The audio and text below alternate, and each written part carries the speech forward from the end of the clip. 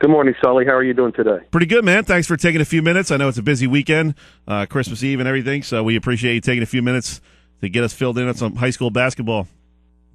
Oh, absolutely. It's relatively early, so we're okay. Are you a last-minute guy? Am I a last-minute guy? Or did you get everything done this week? No. Pretty much everything's done. I have to give I'd say 99.9% of the credit to my wife because she takes care of this stuff and is on top of it for weeks leading up to this point. So we're not.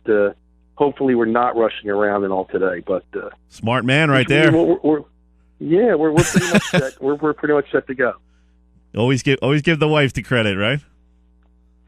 Well, I'm being brutally honest. Yes, she handles most of what's going on around here, so I do give her the credit.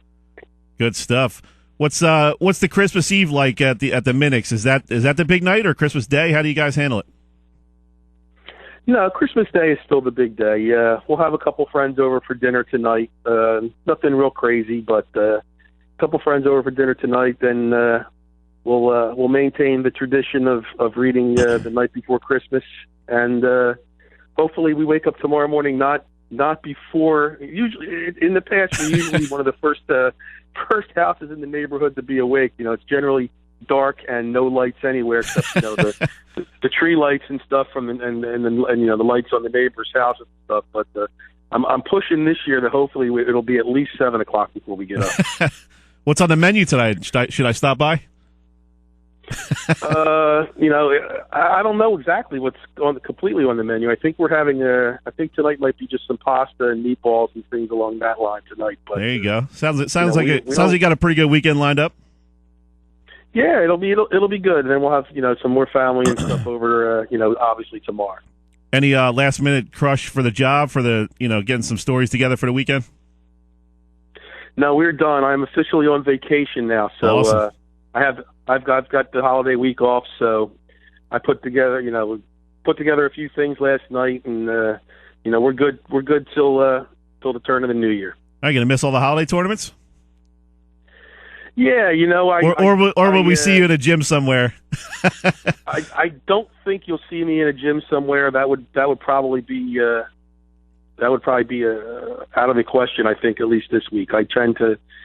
I get a couple weeks off here or there, and holiday week is one I am fortunate enough to have. So we'll keep an eye on things as the week progresses. I always keep an eye on things and make sure that I'm caught up with everything, so it doesn't all fall on me, after the week. But for the most part, I don't think I'm going to be in a gym this week. For the fans out there, what are some of the big holiday tournaments in terms of basketball? I know Mike McGarry just mentioned the one up in the Southern. That's got some real good teams coming to that tournament. What are the tournaments we got going on around the South Jersey area? When I put the schedule together, there are more showcase type events than there actually are tournaments. Oh, okay. Where where there's 2 or 3 days of just games, and there might be there might be 6 teams, and over 3 days you're just going to play 2 or 3 games against some various teams. But one of those showcase events like that is at Haddon Heights. Haddon Heights has an 8-team event. That'll be a pretty good one. One of the first round games will have Pennsauken and Haddonfield playing each other, which is two teams that are pretty much considered among the better teams in the region this year, and both in our top 15 right now. And you look at some other tournaments. There's always the smaller 4-team 2-day things, and they pop up all over the place. And there's one Timber Creek, Paulsboro. They'll be in one at the Rowan College of Gloucester County. Then there's always small ones in Pittman and Clayton and here and there. So it's just an opportunity that I think we talked about last week. Just an opportunity to play a couple different teams, that you might not play during the regular season, and then kind of get yourself geared up for the start of basically the start of your league play come the turn of the new year. So. Opportunity right now, play a couple games, get some practice time in, and then, like I said, when those the conference games start coming in and rolling around at the beginning of the year, teams really have to knuckle down and get ready. Hey, Kevin, I told you a couple weeks ago not to sleep on my boy Wayne Nelson up there at Winslow. Nice win over Timber Creek this week. Yeah, Winslow's. I think they're 1-2 right now, and we'll see what happens with Winslow. Timber Creek. I'm not so sure about them at this point. I figured they lost a ton of guys last year. They made it to the South Jersey semifinals where Winslow knocked them off, and they've got a kid in Maurice Murray who was one of South Jersey's best players. The kid can score, and he's picking it up on the defensive end a little bit more this year as well. So we'll see what happens with the Creek. But Winslow, that's a nice win for them. Obviously you want to be 1-2 and not 0-3. So, hats off to them. They knocked off a pretty decent team, and we'll see how they go the rest of the year, because they also, were really devastated by graduation. So, it's time for some new faces to come into the mix, and we'll see how Mr. Nelson does down with the green and white. Tell you what, man, that guy can coach, though. He did a real nice job with Cedar Creek the last couple of years, and looking to get that Winslow team, up to one of the more competitive ones in South Jersey. So I got confidence in my man Wayne. All right. Well, Winslow's always one of those schools that always has a lot of athletes. So if he can get some mold these kids and get these athletic kids together on one page, then we'll see what happens. They had a real nice run last year to the state final in Group 3. Like I said, but they lost just about everybody, all their significant players to graduation for the most part. So it's the cupboard is not bare by any point, but they're going to have to really work together and really stay on the same page if they want to have some success. Yeah, we're talking with Kevin Minnick of the Courier-Post, talking some high school basketball. Kevin, Mike McGarry mentioned that Gene Allen of Atlantic City is only 7 wins away from 300. How fun is this guy to cover, man? He's that kind of basketball coach you just love being around, love talking to him after the games. Doesn't matter if it's a win or loss. He's so honest with his evaluation of the game and his players, and he's just a fun guy to be around. And basketball lends itself to those kind of coaches.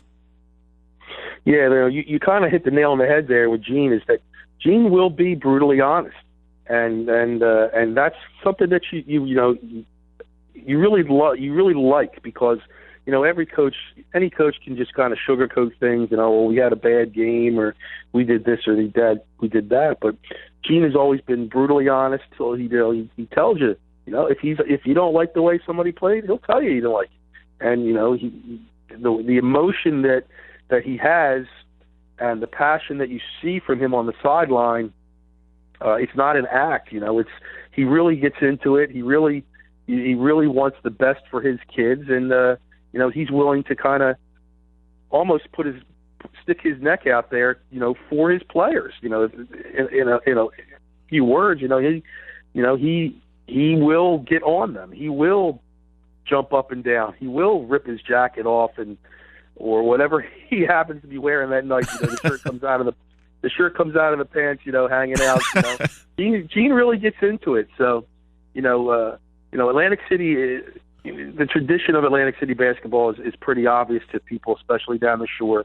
And year in and year out, they're always a team that figures into the conversation in Group 4, and is always one of the top teams that emerges in South Jersey. And if you have a chance to play them, you have an open date on your schedule and you can get AC, that's a game that you really want to play, because, like I said, year in and year out, they have players, they have talented players. And if you play at AC, the atmosphere down there, on the most part, is very, very entertaining. So Gene does a great job with those kids. He's dedicated, and like I said, he wants nothing but the best that he can. He wants the best for his kids, and he's willing to give his best, on his end of things. Yeah, I think what really struck me last year after that loss to Linden in the state championship was just how much these guys revere him, especially a guy like Lamar Thomas last year, the point guard. Here's a guy who Gene was on his case big time throughout his career, but he knew the kind of potential this kid had, and it took until his senior year for Lamar to realize just what Gene Allen had done for him as a young man, and growing not only as a basketball player but as a young man. And it's a real nice relationship he has with these kids. I mean, he'll he'll beat them up in practice, run them to death and all that kind of stuff. But end of the day, they really get a lot from being involved with that program. Yeah, when you're dealing with high school kids, especially when they're freshmen and sophomores, kids don't often get the message, and they don't get the big picture, and that can happen anywhere. But with them down there, if Gene's riding you, if he's on your case, there's a point to it. He's not doing it because he doesn't like you. A lot of people think, oh, the coach don't like me. No, because most times, 9 times out of 10, if the coach is really on top of a kid, because he's doing it for a reason, and he sees the potential in this kid. He knows it's there, and it's got to come out somehow. And sometimes hard love. Sometimes it doesn't make you necessarily feel all that great as a kid.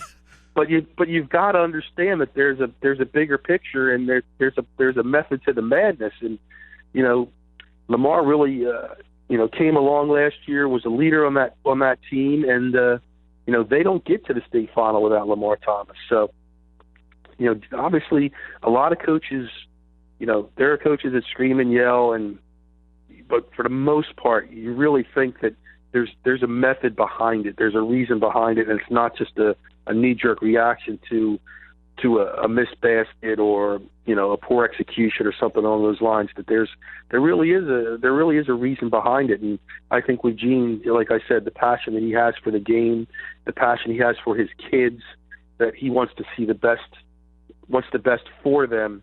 That to the casual observer, they may think Gene's a little nuts, but for the most part, there's obviously a reason behind it, and it's only because he knows it's there, and it's just a matter of maybe a kid just needing something to get it to come out. Kevin, real quick before we let you go, what's the big ticket item on your Christmas list? The big ticket item on my Christmas list. Well, that was a new television, which I took care of about a couple weeks ago. When the panel on the TV went and horizontally, I could watch the top half of the game, but I missed everything at the bottom half. We had an issue, so we took care of the TV on Black Friday. So anything after that is just gravy at this point. Nice, good stuff, Kevin. Appreciate it as always. Enjoy the Christmas holiday with your family. Hey, Saul, you have a good holiday weekend as well. I will. Thanks, buddy. All right, we'll talk to you soon. Yep. That was Kevin Minnick of the Courier-Post. Appreciate